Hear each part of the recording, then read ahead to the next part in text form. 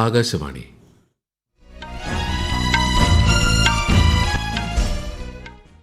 നമസ്കാരം. വാർത്തകൾ വായിക്കുന്നത് സുധീൻ സൈനുദ്ദീൻ.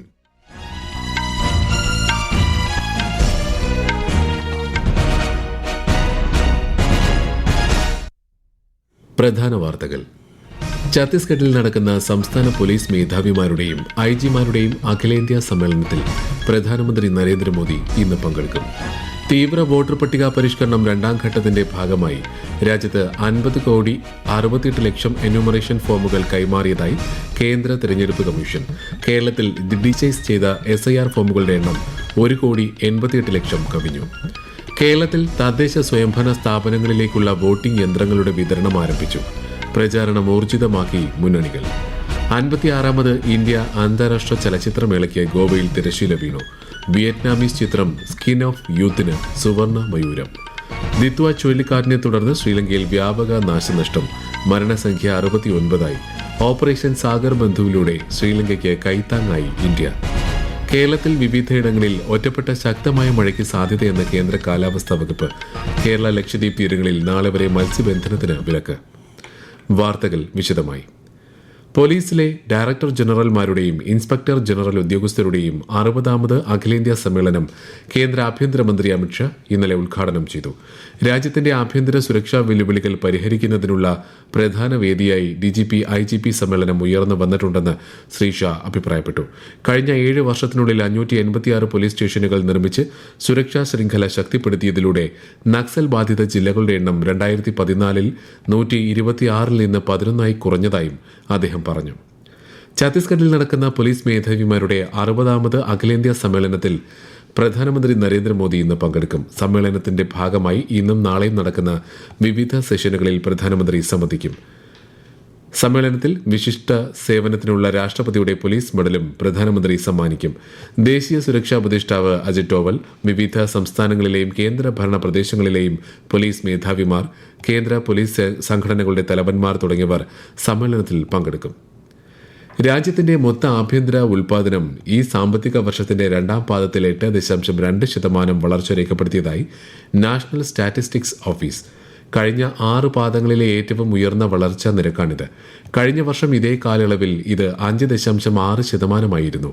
GST നിരക്ക് കുറച്ചതിനെ തുടർന്ന് ഉപഭോഗ വർധനവ് വളരുമെന്ന പ്രതീക്ഷയിൽ ഫാക്ടറികൾ ഉൽപാദനം വർദ്ധിപ്പിച്ചതാണ് ഗണ്യമായ വർധനയ്ക്ക് കാരണമായി കണക്കാക്കുന്നത്. GDPയിലെ വളർച്ച ഏറെ പ്രോത്സാഹനജനകമാണെന്ന് പ്രധാനമന്ത്രി നരേന്ദ്രമോദി പറഞ്ഞു. ഇത് വളർച്ചാ അനുകൂല നയങ്ങളെയും ജനങ്ങളുടെ കഠിനാധ്വാനത്തെയും പ്രതിഫലിപ്പിക്കുന്നുവെന്ന് അദ്ദേഹം സമൂഹമാധ്യമത്തിൽ കുറിച്ചു. തീവ്ര വോട്ടർ പട്ടിക പരിഷ്കരണം രണ്ടാം ഘട്ടത്തിന്റെ ഭാഗമായി രാജ്യത്ത് 50,68,00,000 എന്യൂമറേഷൻ ഫോമുകൾ ഇതിനകം കൈമാറിയതായി കേന്ദ്ര തെരഞ്ഞെടുപ്പ് കമ്മീഷൻ. ഈ ഘട്ടത്തിൽ ഉൾപ്പെട്ട മൊത്തം 51 കോടി വോട്ടർമാരുടെ 99.43% ഫോം ലഭ്യമാക്കിയിട്ടുണ്ട്. കേരളം ഉൾപ്പെടെ 9 സംസ്ഥാനങ്ങളിലും കേന്ദ്രഭരണ പ്രദേശങ്ങളിലുമാണ് SIR രണ്ടാം ഘട്ടം നടപ്പാക്കുന്നത്. അന്തിമ വോട്ടർ പട്ടിക ഫെബ്രുവരി 7 പ്രസിദ്ധീകരിക്കും. കേരളത്തിൽ തീവ്ര വോട്ടർ പട്ടിക പരിഷ്കരണത്തിന്റെ ഭാഗമായി ഡിജിറ്റൈസ് ചെയ്ത ഫോമുകളുടെ എണ്ണം 1,88,11,128 ഉയർന്നതായി മുഖ്യ തെരഞ്ഞെടുപ്പ് ഓഫീസർ രത്തൻ യു കേൽക്കർ. ഫോമുകൾ സ്വീകരിക്കുന്നതിനും അവ അപ്ലോഡ് ചെയ്യുന്നതിനുമായി സജ്ജമാക്കിയിട്ടുള്ള ക്യാമ്പുകൾ ഇന്നും തുടരുമെന്നും അദ്ദേഹം പറഞ്ഞു. BLOമാർക്കും തെരഞ്ഞെടുപ്പ് ജീവനക്കാർക്കും വോളണ്ടിയർമാർക്കും പ്രചോദനവും വിനോദവും പ്രദാനം ചെയ്യാൻ ലക്ഷ്യമിട്ട് ഒരു ക്യാമ്പയിൻ തുടങ്ങിയതായും മുഖ്യ തെരഞ്ഞെടുപ്പ് ഓഫീസർ പറഞ്ഞു. കേരളത്തിൽ തദ്ദേശ സ്വയംഭരണ സ്ഥാപന തെരഞ്ഞെടുപ്പിനുള്ള പ്രചാരണം ഊർജിതമായി തുടരുന്നു. വോട്ടർമാരെ നേരിൽ കണ്ടുള്ള പ്രചാരണത്തിന്റെ തിരക്കിലാണ് സ്ഥാനാർത്ഥികൾ. ഡിസംബർ 9, 11 തീയതികളിലാണ് വോട്ടെടുപ്പ്. 33,711 പോളിംഗ് സ്റ്റേഷനുകളാണ് സംസ്ഥാനത്ത് സജ്ജമാക്കുന്നത്. വോട്ടെടുപ്പിനുള്ള ഇലക്ട്രോണിക് വോട്ടിംഗ് മെഷീനുകളുടെ വിതരണം ആരംഭിച്ചു. ആദ്യഘട്ട പരിശോധന കഴിഞ്ഞ് പ്രവർത്തന സജ്ജമായ ഇലക്ട്രോണിക് വോട്ടിംഗ് മെഷീനുകളാണ് ജില്ലകളിലെ സ്ട്രോങ് റൂമുകളിൽ നിന്ന് വിതരണ കേന്ദ്രങ്ങളിലേക്ക് കൊണ്ടുപോകുന്നത്. 2026-27 അന്താരാഷ്ട്ര മാരിടൈം സംഘടനയുടെ കൌൺസിലിലേക്ക് ഏറ്റവും കൂടുതൽ വോട്ടുകൾ നേടി ഇന്ത്യ വീണ്ടും തെരഞ്ഞെടുക്കപ്പെട്ടു. ഇന്നലെ ലണ്ടനിൽ നടന്ന IMO അസംബ്ലിയുടെ 34ാമത് യോഗത്തിലാണ് കൌൺസിൽ തെരഞ്ഞെടുപ്പ് നടന്നത്. 169 വോട്ടുകളിൽ 154 വോട്ട് ഇന്ത്യ നേടി. രാജ്യത്തിന്റെ സമുദ്രമേഖലയുടെ അഭിമാനകരമായ നേട്ടമാണ് മാരിടൈം സംഘടനാ കൌൺസിൽ തെരഞ്ഞെടുപ്പിലൂടെ കൈവരിച്ചതെന്ന് കേന്ദ്രമന്ത്രി സർബാനന്ദ സോനോവാൾ സമൂഹമാധ്യമത്തിൽ കുറിച്ചു. ഈ വാർത്തകൾ ആകാശവാണിയിൽ നിന്ന്.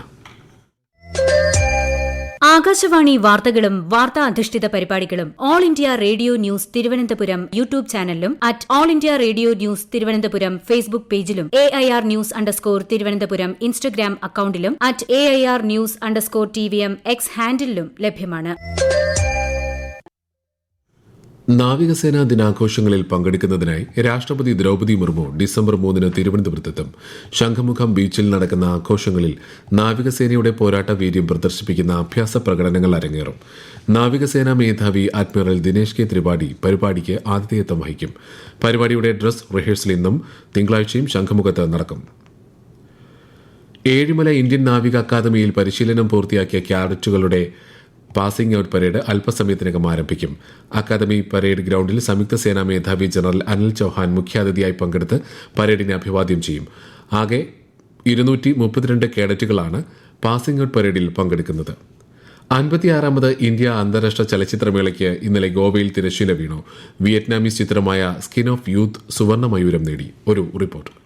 ലോകമെമ്പാടുമുള്ള സിനിമാ പ്രതിഭകളെ ആദരിച്ച തിളക്കമാർന്ന അവാർഡ് ദാന ചടങ്ങോടെയാണ് 56ാമത് ഇന്ത്യൻ അന്താരാഷ്ട്ര ചലച്ചിത്രമേള ഗോവയിൽ സമാപിച്ചത്. മികച്ച ഫീച്ചർ ഫിലിമിനുള്ള അഭിമാനകരമായ ഗോൾഡൻ പീകോക്ക് ആഷ്ലി മേഫെയർ സംവിധാനം ചെയ്ത വിയറ്റ്നാമീസ് ചിത്രമായ സ്കിൻ ഓഫ് യൂത്തിന് ലഭിച്ചു. രജതമയൂരം വിഭാഗത്തിൽ മറാത്തി ചിത്രമായ ഗോണ്ടലിന് സന്തോഷ് ദവാഖർ മികച്ച സംവിധായകനായി. എ പോയറ്റ് എന്ന സ്പാനിഷ് ചിത്രത്തിലെ അഭിനയത്തിന് ഉബയാർ റിയോസ് മികച്ച നടനായി തെരഞ്ഞെടുക്കപ്പെട്ടു. സ്ലൊവേനിയൻ ചിത്രമായ ലിറ്റിൽ ട്രബിൾ ഗേൾസിലെ അഭിനയത്തിന് ജാറ സോഫിജ ഒസ്താൻ മികച്ച നടിയായി തെരഞ്ഞെടുക്കപ്പെട്ടു. കേസരി ചാപ്റ്റർ 2ന് കരൺ സിംഗ് ത്യാഗി മികച്ച ഇന്ത്യൻ ഫീച്ചർ ഫിലിമിന്റെ മികച്ച നവാഗത സംവിധായകനായി. മികച്ച web series OTT award Bandish bandits season 2ന് ലഭിച്ചു. ഇന്ത്യൻ സിനിമയിൽ 50 വർഷം പൂർത്തിയാക്കിയ ഇതിഹാസ നടൻ രജനീകാന്തിനെ അനുമോദിച്ച ചടങ്ങ് ഒരു പ്രത്യേക ആകർഷണമായിരുന്നു. News desk Akashvani.